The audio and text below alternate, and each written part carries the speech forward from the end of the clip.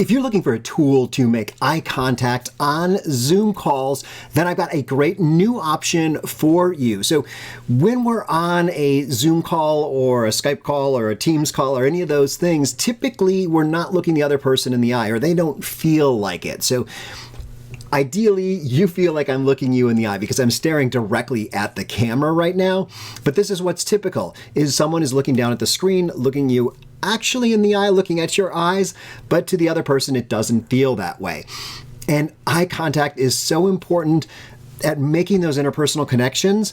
There have been a number of new tools invented to help us in this day and age when we're doing so much on Zoom, different ways that you can make eye contact. And this is a new one, and I like it a lot. It's got a couple of limitations, so I'm going to go over what's great about it and maybe what's not so great so you can figure out if it's the right tool for you. So I am using this tool right now. It's called iContact, and it is a tiny, tiny little thing that mounts over your monitor. This can be on a laptop, on a desktop. This is incredibly, incredibly portable. It's tiny. And what it does is you just put this over a person's face, like maybe on their forehead. Let's see if I can get a good image up here. So here's an example. I'm just going to pull up a photo of someone. Of course, this would be a Zoom call that you would place here so that the camera is right in the middle of their forehead. The closer you can get to their eyes, the better, but you don't want to make it distracting. So if you can get it right in the middle of their eyes there, when you're looking into their eyes, which I'm doing right now with this woman on the screen, it's so close to the camera that you can't really tell. So this is me looking into the camera. This is me looking into her eyes. So that's the idea here. You just put this onto your laptop or your desktop and place it so that the window of the person that you're talking with is very close to the camera, and talk away. And they're going to feel it. They might not be able to identify exactly what's different, but they're going to feel a lot more connection with you if you use a tool like this. Now, I've reviewed other tools. There are teleprompters, which actually project the image onto a piece of glass, and the camera is behind. So that's the best option, and I'll have links to videos about those at the end of this video or down below.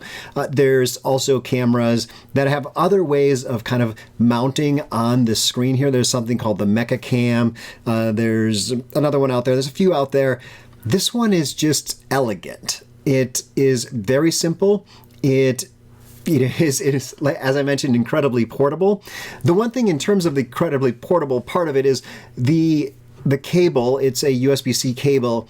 It isn't very long. So down in my office in Mexico, when my desktop computer, the actual computer part of it, was further away from my monitor, the cable wasn't long enough, so I couldn't use this. I could use it on my laptop, but I couldn't use it on my desktop. Here in my office here, it's my desktop computer is directly behind my monitor, so it's really easy to connect up. You could, of course, get an extension if you wanted to use it. So I'm going to pull up a kind of like a big Zoom call here. This is what a big Zoom call might look like. And now it's a little trickier because I'm going to show you kind of like if I'm looking at the person in the top middle of the screen, this is, probably is making pretty good eye contact right now. But if I'm looking off to the person in the upper left or in the upper right or really in the lower right or the lower left, you can see that I'm going to end up with that same problem that I had before, which was that the camera is, it's not in the right location. So big window, not as great if you've got a group of people that you're talking to and you want to look at one individual person. It's not going to make the eye contact that way unless you can kind of move your screen around to get that person behind the camera. But for those one-on-one calls, which for me are so much more common and so much more important because you are talking to one person one-on-one, and so it's really important to look them in the eye, versus in a big meeting, it's not as easy to do. Another little downfall of this camera is because it is such a tiny little camera, it really doesn't have much, exposure range.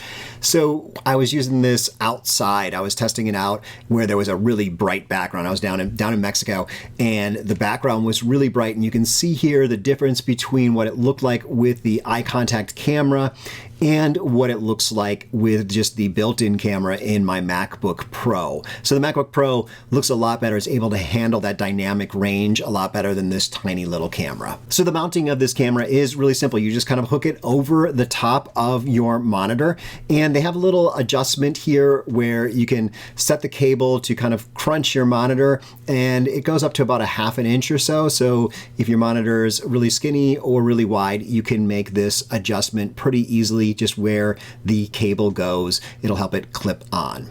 It also has the ability to focus, so you can change the focus of the lens and then tighten it up. I think, for the most part, we all are about, 3 feet away from the screen. So once you set that focus once, that should be all you need to do. So simplicity, portability, this is probably the easiest and most portable option that I've used here to make eye contact. It does put something on the forehead of the person, so it's not completely natural like other solutions like a teleprompter, but it is the easiest one by far that I have worked with. So hopefully that'll help you to decide. It's not expensive. I'll have a link down below for you to purchase it. And I want to mention that there is something new coming out on the market. It's more expensive. I want to say it's in the $300 to $400 range, but I think I'm really going to like it because the way it's set up, it's similar. It mounts on top of your computer. It's more bulky because it's about that big and mounts on top of your computer, and you put the window behind there and it works like a teleprompter. So it's a combination of these two. One is just mounting on top of the screen, and what it does is it makes it so there's nothing between you. It's completely natural. You're seeing the other person, and the camera is mounted in such a way that it's bouncing off a mirror, and there's a one-way mirror and whatnot. But it's a great system that is able to help make that eye contact without anything in the way. So a little less portable, a little more expensive, but a really a very natural way of talking versus this, like I said, a little bit of a distraction, but much less than other things that I have reviewed and checked out for y'all. So hopefully this is a good option. Let me know down in the comments below, or if you know of a different option. I'm always looking for ways to make it easy for people to make eye contact. Now, one thing people have talked about is AI. And I was really excited about this, is that on your iPhone, for instance, if you're doing a FaceTime call, the iPhone will move your eyes up a little bit and make these little adjustments so that even if you're looking at the person and not looking at the lens, the computer will kind of turn your eyes up. The problem with this is they don't know when you're looking away, and we typically look away a little bit while we're talking, and sometimes these AI corrections correct your eyes even when you do look away so that you're just staring at the other person. So I don't think we're quite there yet. I think that's very promising because it is just a software solution, but this here is a very simple solution, and I hope you will look into it. Otherwise, I'll have some videos up here about other solutions that might be right for you.